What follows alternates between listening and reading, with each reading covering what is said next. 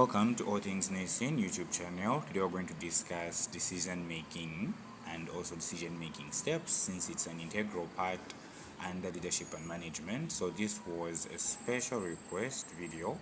So we're going to look at the definition of terms as our learning objectives. So by the end of this session, learners or viewers should be able to define decision making in nursing context, understand the steps involved in clinical decision making, then also recognize its importance in patient care, then apply decision making models through nursing examples. So when you're looking at decision making, it is an important or cornerstone under nursing, as it helps nurse come up with critical thinking skills that ensures safety, effectiveness, and compassionate patient care. So it involves the best course of action based on clinical knowledge, patient needs, and ethical consideration. So let us look at our first objective, which is the definition of decision making. So when you're looking at the definition, you can define it as follows. So decision making is a process of selecting the most appropriate action from multiple options to achieve optimal patient outcomes. So in nursing, it involves assessing the patient's condition, interpreting clinical data, collaborating with healthcare teams, and acting in the patient's best interest. The next set of objective was on the steps to decision making. Okay, so now let us look at the steps that are involved in decision making process. So the first step is you identify the problems. Then the second step is you gather information. Then the third step is you analyze the data. Then the fourth step is to identify alternatives. Then the fifth step is to choose the best action. Then the sixth step is to implement the action. Then the seventh step is to evaluate the outcome. So now let us look at the steps one by one, or as an individual, in line with the decision making process. So when you're looking at the first step, which is identifying the problem, so this is the recognition phase, where the nurse basically detects change in a patient's condition or identifies a clinical need. Then you're also looking at its importance or clinical relevance in decision making. So early recognition can prevent deterioration of the patient's condition. So an example, a nurse notices a patient is in unusual drowsy and has a low oxygen saturation. So you're looking at the problem in the first at the first hand. So you have basically identified what is causing the drowsiness and what is also causing low oxygen saturation. So then the second step is you gather information, since you have identified the problem, right? So you collect comprehensive data from multiple sources. Multiple sources include vital signs, patient history, lab reports or lab results, observation, input from other healthcare professions. Then the importance of the clinical relevance is that accurate data collection ensures informed decision making. So for example, reviewing the patient's chart reveals recent opioid administration, which may explain the drowsiness which you had identified in the first step, which was under problem identification. Then the third step is you analyze the data. So under analysis of data, you interpret the information to understand the underlying issue.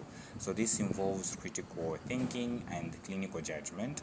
The relevance is that it helps differentiate between similar symptoms, which can include hypoxia or medication side effects. Then an example, the nurse considers whether the drowsiness is due to hypoxia, medication, or another cause. Then the fourth step is you identify the alternatives. So when you're looking at identifying the alternatives, you need to list possible interventions. So the possible interventions in this case would include monitoring and administering drugs, escalating care, then consulting with the physician.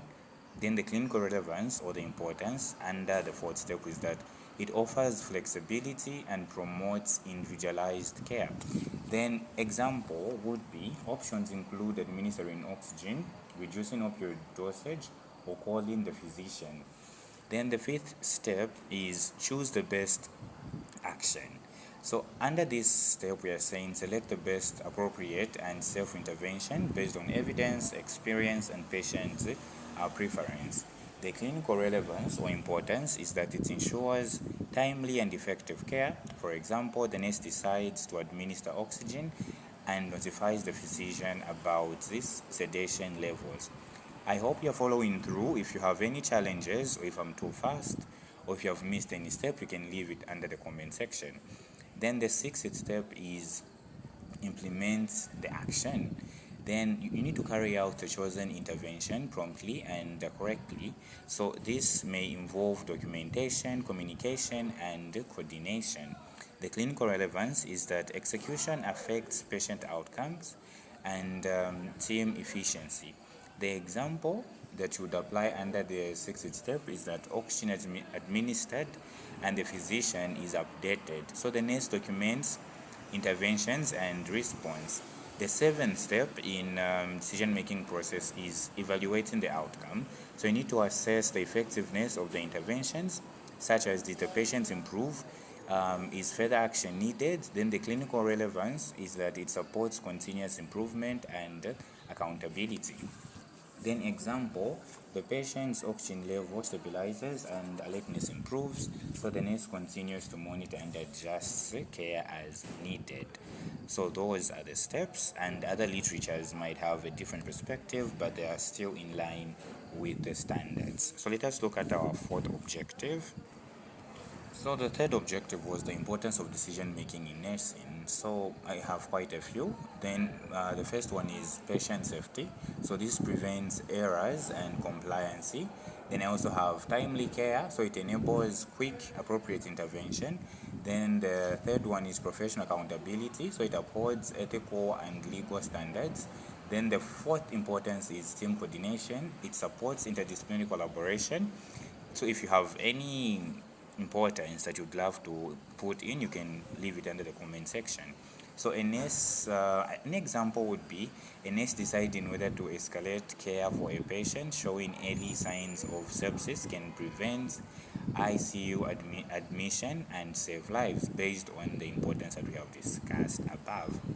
Then the common challenges and biases when you're looking at the decision making, which is our fourth objective. There is time pressure.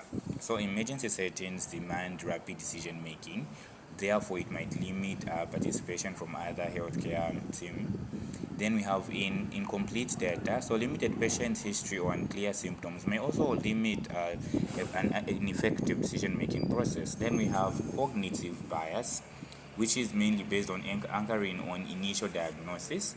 Then we have the emotional stress, the fatigue or anxiety, which might now lead in affecting judgment. So for example, a nurse may overlook sublethal signs of stroke in a young patient due to age bias, delaying clinical treatment, and which might result in not coming up with a good decision-making process at the end.